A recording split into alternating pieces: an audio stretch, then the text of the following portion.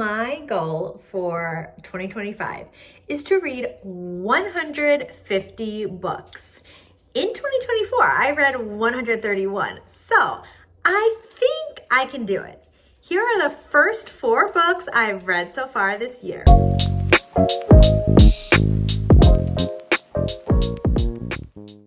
I am waiting to pick my kids up from preschool, so I thought I would do a little car vlog about the books that I read this past week. So we are 1 week into January, and so far I've read 4 books, I believe.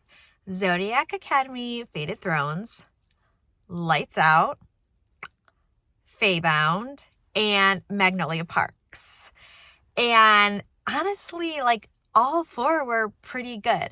So Faebound, I rated 3 stars, but then the other 3 books, I rated 4 stars. So I'm going to go in order of each of them, the order I read them, and give my little review and a little synopsis of what they were about. So the first book I read was Zodiac Academy Fated Thrones, and that is the 6th book in the Zodiac Academy series. And it started for me really slow, and I was like, oh, am I just going to abandon this series? Because each book in Zodiac Academy is 800 to 1,000 pages. They're really long, so you really have to dedicate a lot of time to them.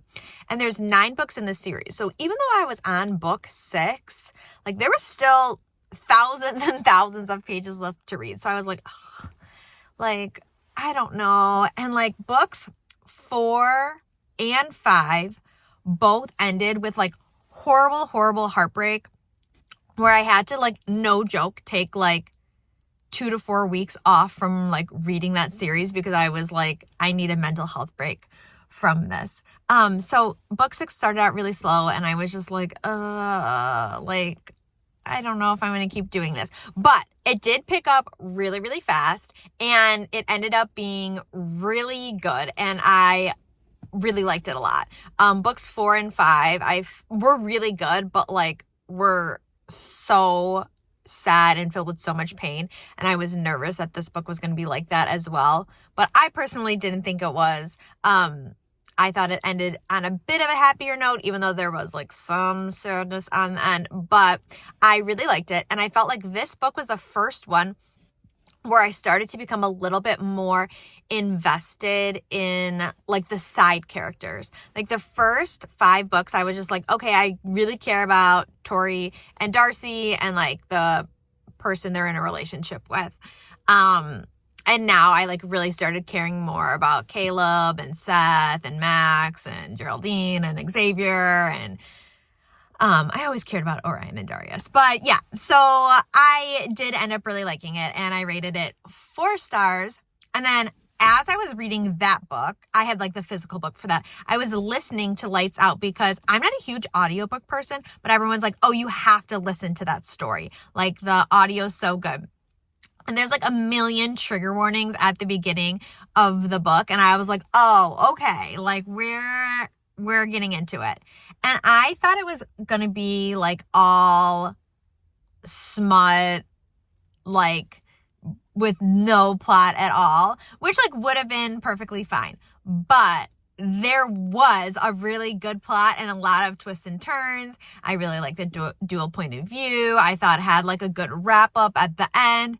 It wasn't any groundbreaking piece of literature by any means, but I did find myself wanting to pick it up and read it. That's how I kind of personally rate books. A 5 for me is I cannot put it down. I don't want to do anything in my life besides read this book, and the book changes my brain chemistry, and a book that I will be thinking about for years and years to come. That's what I rate a 5. Book that's a 4 is I look forward to reading it. It has really good characters, really good plot, same, I kind of don't want to put it down. And then a 3 is it's a good book. It wasn't personally for me, but I could see how a lot of other people would like it. That's kind of my rating scale. So this one I rated a 4. I kept wanting to go back to it. I was excited to listen to it, but like I said, it wasn't like anything groundbreaking. And then the third book I read was Faebound. And I just posted a TikTok about my review for this one. That was the one I rated 3 stars, and it kind of like goes into like that review I just said about how I rate things. Like, I thought it was a really good book. I think a lot of other people might rate it 4 or 5 stars. But for me, it wasn't the best. I could see the potential there for other people though. I love the dual point of view between the 2 sisters. I loved how like different the sisters were. I loved the plot. I loved the world building, the magic, the politics, like all of that was like super cool for me.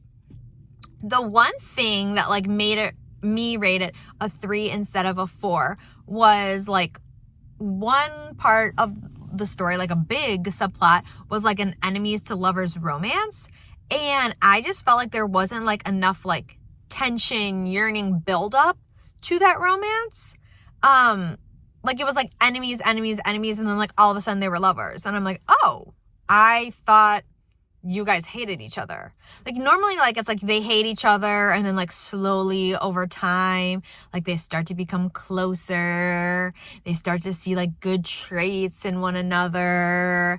And then like, you know, then they become lovers. Like, I didn't think that that was the case for this book. It was like they like really hated each other, and then like all of a sudden she's like, oh, she's kind of hot, and then they're together. And I'm like, oh, I thought like there would be more build up, and it was kind of ruined it for me, because I was like, oh, I feel like this is like a huge plot point, like, so that's why I rated that a 3 instead of a 4. But I think that Faebound would be like an excellent fantasy book if you were new to the fantasy genre, because I do think it was like a very easy fantasy read. Some fantasy books, I feel like you need to be a pro at reading that genre in order to take away and understand a lot of it, because like sometimes like the politics or the magic systems are like very, very complex, and like those books would be hard to a new reader of that genre. I don't think that that's the case for this one. I thought it was like very easy to understand. And then the 4th book I've read so far this year is Magnolia Parks. And I read that because like everyone, all my friends on TikTok were like, oh my God, you need to read this series. You need to read this series. But I was very hesitant about it because I feel like I have heard really mixed reviews about it. Like it's either like people are obsessed and love it, or they're like, oh, DNF, it was terrible. I hated the characters. And I'm like, oh, how can, like, this is like a contemporary romance. Like, how can that be like so polarizing? But now that I've read it, I get it. I rated a 4 stars. So I personally really, really liked it. But the book is dual point of view, and it follows like a female and male character who are like kind of like in a forbidden romance. And the characters, both of them, make horrible decisions the entire book. And there's like miscommunication. There's them just like being really immature, making like bad choices. So I can see how people were like, they're both idiots. Like, I don't even want to read about this. Like, I could totally understand that. But I ate it up. I said, like, I think it's like a combination of Gossip Girl and Skins. It takes place in London, and it's about this couple who like started dating, I think when they were like 13 or 14, and dated for like 5 years. And then after 5 years, he cheats on her, and like they like break up. And now we're like 3 years in the future, and like they still love each other, but they don't trust each other, and they're like really toxic around each other. And it's just like, that's basically like the whole book. But it was like a really interesting read, because like for me personally, I would not have entertained any of that toxicity at all. Like, you cheat, and I would just be like, okay, bye. Like, you're cut off. I'm not going to talk to you anymore. Like, it would be a 1 chapter book. So like, it was interesting, like reading, like another point of view, because like, I kind of just like had to laugh, because I was like, okay, like these these people really should not be together at all. Like, I was always cheering for like her to be with someone else. And I don't think that like you were supposed to think that, but that's how I personally felt. So my goal this year is to read 150 books. So that's like around, I think, like 12 to 15 books a month I was trying to aim for. So I read 4 books in the first week.